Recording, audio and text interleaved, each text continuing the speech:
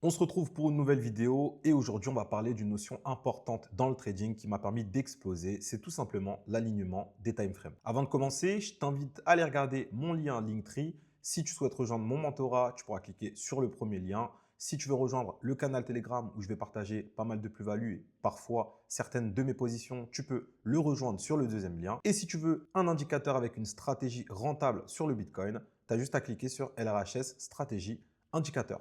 N'hésite pas à t'abonner à tous mes réseaux sociaux, à liker cette vidéo et on se retrouve après l'intro. Sans les couverts, je fais faire rentrer tes hommes. H24 sur mon tel, mais quand tu m'appelles que ça sonne.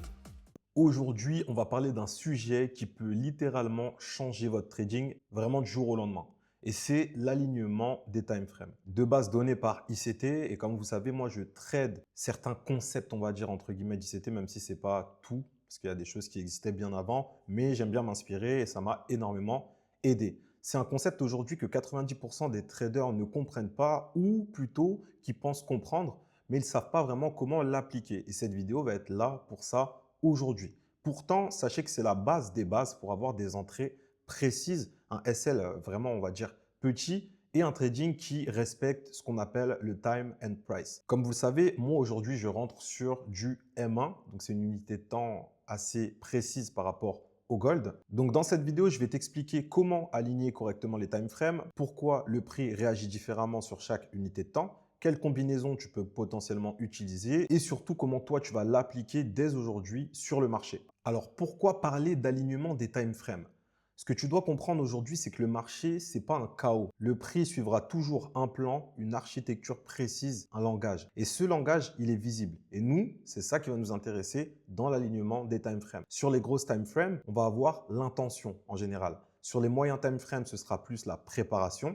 Et sur les petits time frames, l'exécution. C'est pour ça que tu ne peux pas trader en M1 si tu ne sais pas ce qui s'est passé avant. Tu ne peux pas juste aller dans ton M1 ou dans ton M5 et trader comme ça à l'aveuglette. Tu ne peux pas scalper si tu n'es pas aligné avec les fréquences de temps supérieures. Et c'est pour ça qu'aujourd'hui, si tu veux prendre des trades vraiment propres, tu dois connaître l'alignement des time frames.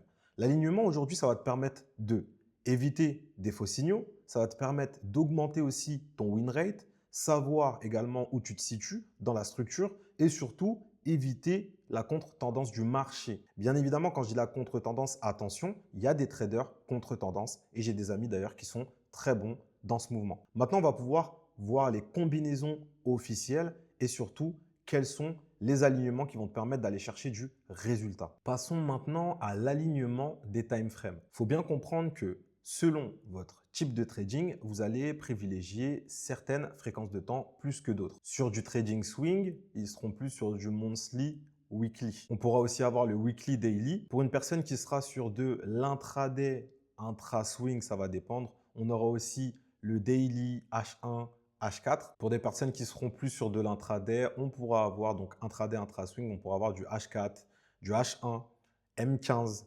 M5. Et là, on réduit forcément les unités de temps. Et après, il y a les scalpers où là, on sera. Donc, ça va dépendre. Ce que j'appelle scalper, parce que moi, aujourd'hui, j'ai des points d'entrée scalping en M1, mais mes positions, ça reste de l'intraday. Donc, encore une fois, ça va changer. Selon votre type de trading, vous serez sur différentes fréquences de temps. Maintenant, c'est bien d'être aligné et de connaître l'alignement des fréquences de temps. Le monthly sera aligné avec le weekly sera aligné avec le daily sera aligné avec le H1, le H4 sera aligné avec le M15, le H1 sera aligné avec le M5 et le M15, M30 sera souvent aligné avec le M1. Il y a aussi des personnes qui parlent souvent du M5 et du M1, mais pour ma part, ce n'est pas ce que j'utilise, donc je ne vais pas forcément vous en parler. On va rentrer dans le détail et on va parler de points of interest. Comme vous le savez, j'aime beaucoup trader ce qu'on appelle les fair value gap. Et dans cet exemple, je vais vous donner vraiment ma vision par rapport à ça. À partir du moment où on va avoir un fair value gap qui va être par exemple en 4 heures, donc sur du H4. Le time frame d'alignement, donc ma confirmation, je vais vouloir aller la chercher en M15. Donc dans ce fair value gap 4 heures, je chercherai potentiellement une entrée en M15. Et donc, ça marche pour quasiment tous les POI. Que ce soit un plus haut ou un plus bas, je prendrai le même exemple, c'est-à-dire que, d'ailleurs, pour rentrer dans le détail, ceux qui ont ma stratégie et mon indicateur LRHS, j'utilise l'alignement des time frames. Donc, par exemple, ici, on a un plus haut, on vient chasser ce plus haut, ce que je vais attendre potentiellement. Si c'est un plus haut, exemple daily, je vais pouvoir attendre dans mon H1 une opportunité. Ça va dépendre des points d'entrée que vous utilisez. Je vais vous en montrer quelques petits dans cette vidéo. Comme ça, vous aurez un petit ordre d'idée. On utilise toujours le time frame d'alignement de cette manière. Que ce soit pour un fair value gap H4, on ira chercher des confirmations en M15. Que ce soit pour du H1, on ira chercher en M5 et vice-versa. Et ça, c'est l'alignement qui va vous permettre de passer un step parce que indirectement, l'alignement, moi, m'a permis d'avoir un plan beaucoup plus précis. Quand vous créez une stratégie, vous devez vraiment avoir ce que j'appelle une stratégie mathématique. Dans le sens où, si aujourd'hui, vous n'arrivez pas à définir clairement votre stratégie par un calcul, entre guillemets, c'est-à-dire que A plus B est égal à C, vous n'allez pas pouvoir avancer et créer une stratégie rentable. Donc, grâce à l'alignement des time frames, ça m'a permis d'avoir une structure beaucoup plus précise dans mon trading et c'est pour ça qu'on parle d'alignement de fréquence de temps. On va pouvoir passer maintenant aux erreurs des débutants. La majorité des traders, ils font tout l'inverse de ce que j'ai dit juste avant. Ils partent d'une petite unité de temps et ils pensent avoir capturé un mouvement. Sauf que si tu pars d'une petite unité de temps, le problème c'est que tu ne sais pas ce qui se passe actuellement. Alors qu'en réalité, la plupart du temps, quand on a un mouvement en M1, ça va par exemple venir du M15. Quand on a un mouvement en M5, ça va souvent venir du H1 et ainsi de suite. Et c'est pour ça que l'alignement des time frames est super important. Il y a beaucoup de personnes qui tradent sans avoir de structure claire. Sans structure, sans haute fréquence de temps, malheureusement, vous allez être dans la plupart des cas en négatif et vous ne pourrez pas aller chercher une rentabilité. Il y a aussi une erreur très importante, c'est que la plupart des personnes n'ont pas de point d'entrée, n'ont pas de type plutôt d'entrée. Aujourd'hui, dans cette vidéo, je vais vous donner deux types d'entrées qui sont super puissantes et que j'utilisais à un moment où j'avais un autre concept. Puisque selon les stratégies que je vais trader, je vais avoir différents types d'entrées. On commence par la première entrée que j'appelle AR Entry. Alors, cette entrée, elle consiste tout simplement à avoir dans notre point of interest, donc par exemple, juste ici, je rentre dans un fair value gap en 4 heures, je veux voir potentiellement dans ce fair value gap 4 heures en M15, qui est le time frame d'alignement, un fair value gap haussier qui s'est créé et un fair value gap baissier. Et en fait, c'est ça la AR Entry. Et où est-ce que moi je vais me positionner à la création de ce fair value gap avec un stop loss à la dernière bougie. Et ça, ce sera un type d'entrée qui est très, très, très puissant sur tous les POI en fait H4. Donc, ça peut être une chasse, ça peut être un fair value gap. Et du coup, voilà pour ce type d'entrée. Le deuxième type d'entrée, c'est l'entrée que j'appelle CDL AMD. Pour changement d'état de livraison et AMD, c'est pour accumulation, manipulation et distribution. Donc, sur cette bougie, qu'est-ce qui se passe? C'est quoi le AMD? C'est quand on va avoir en fait une chasse de la bougie précédente et en fait, ça va être la manipulation. Donc, cette bougie-là, c'est quoi? Bougie d'accumulation. Cette bougie baissière, elle vient manipuler, donc on vient chasser le plus haut de la bougie précédente et on vient distribuer en dessous de cette bougie avec la même bougie du coup 7 secondes. Donc là, on a l'accumulation, la manipulation et la distribution. D'accord? Donc on peut avoir trois modèles, mais je vous en ai mis que deux parce que c'est ceux que vous verrez le plus souvent. Le troisième, c'est un modèle un peu plus rare. Et ici, c'est la même chose, sauf que cette fois-ci, on aura une accumulation ici, une manipulation sur cette bougie, donc on vient manipuler la bougie précédente, donc juste ici, on manipule, et on distribue avec la troisième bougie en dessous de cette bougie, tout simplement. Et ça, c'est un deuxième type d'entrée. Donc, ces deux points d'entrée, pareil, je ne l'ai pas mis, mais ça, on doit l'avoir dans un POI. Donc, si c'est du H4, vous irez sur du M15 et vous attendrez ce type d'entrée. On va aller regarder quelques exemples et vous allez voir que les time frames d'alignement, c'est vraiment très important. Dans cet exemple, on est sur le gold et on se retrouve sur un POI qui est un fair value gap en 4 heures. Donc, je vais pouvoir attendre potentiellement de voir ce que le marché va faire et va me donner un potentiel point d'entrée. Une technique très importante, je vous donne vraiment beaucoup de plus-value.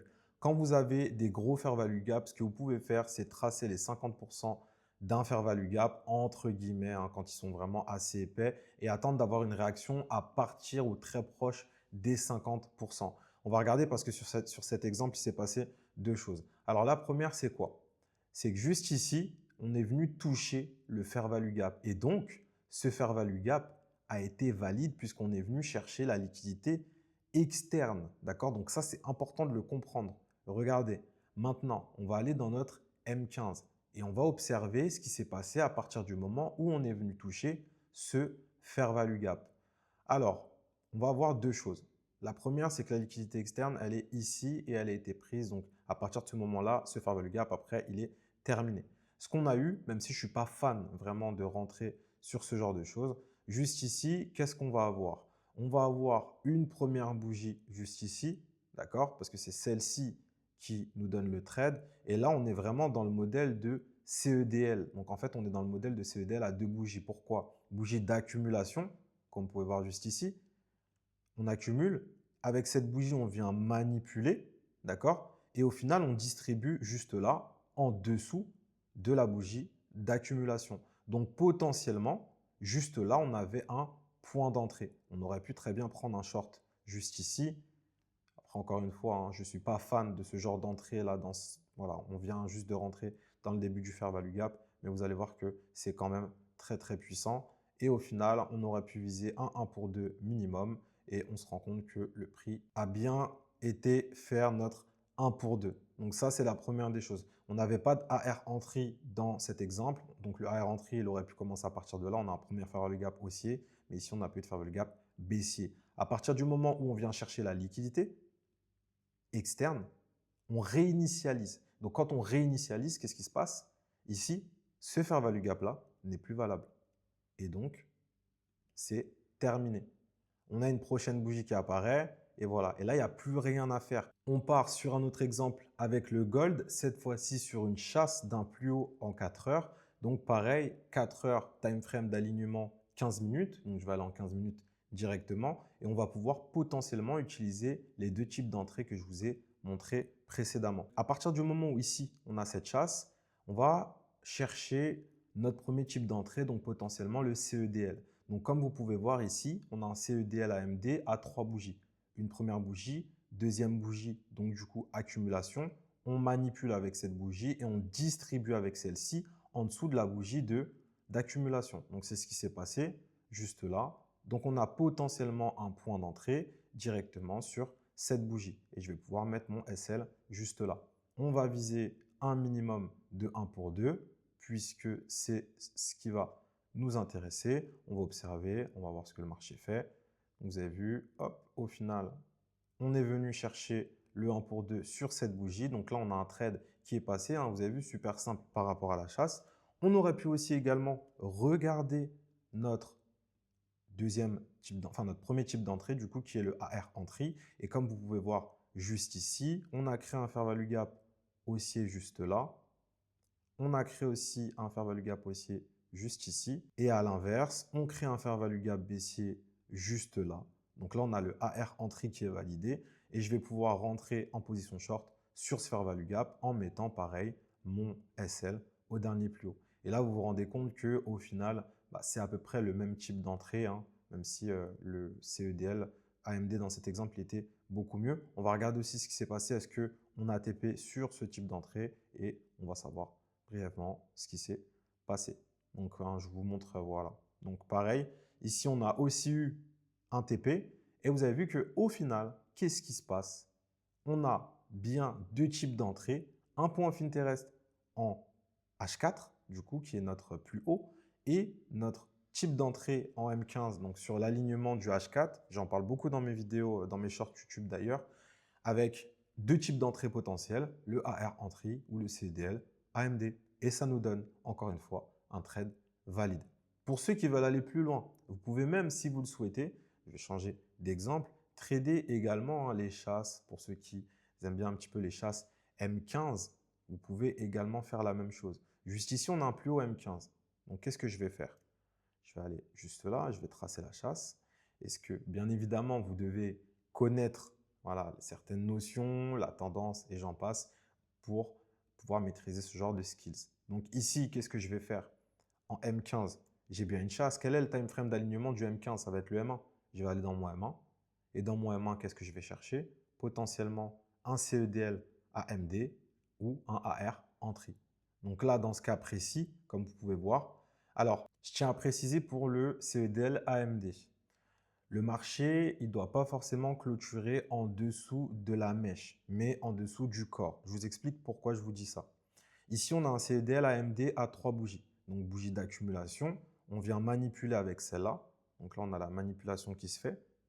Donc là, on manipule, juste ici.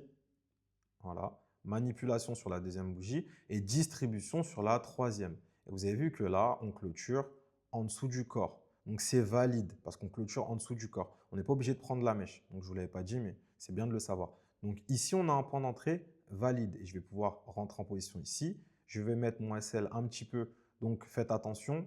Vous avez vu, là, dans ces cas-là, mettez-vous un petit peu au-dessus, bien évidemment, hein, parce que c'est du M15. Il faut laisser un peu le marché respirer. Donc, on va toujours se mettre un petit peu au-dessus dans ces cas précis où c'est des chasses potentiellement. Donc, ça va dépendre du mouvement. Vous avez vu que là, on a un petit mouvement. Donc, on ne va pas juste se mettre voilà, juste au-dessus. Et après, pareil, vous pouvez viser le 1 pour 3, 1 pour 2, pardon. Et après, voir un peu plus long. Voilà. Et au final, vous avez vu, ça donne aussi un trade potentiel. Donc, je pense que j'ai fait le tour pour cette vidéo et pour l'alignement des time frames. En bonus, j'ai pu vous donner également 2 types d'entrée. Et techniquement, vous allez voir que si vous appliquez tout ce que je vous ai enseigné aujourd'hui, vous allez pouvoir avoir de gros résultats en plus de tout ce que je vous ai appris sur la chaîne YouTube. Prenez soin de vous et let's fucking go.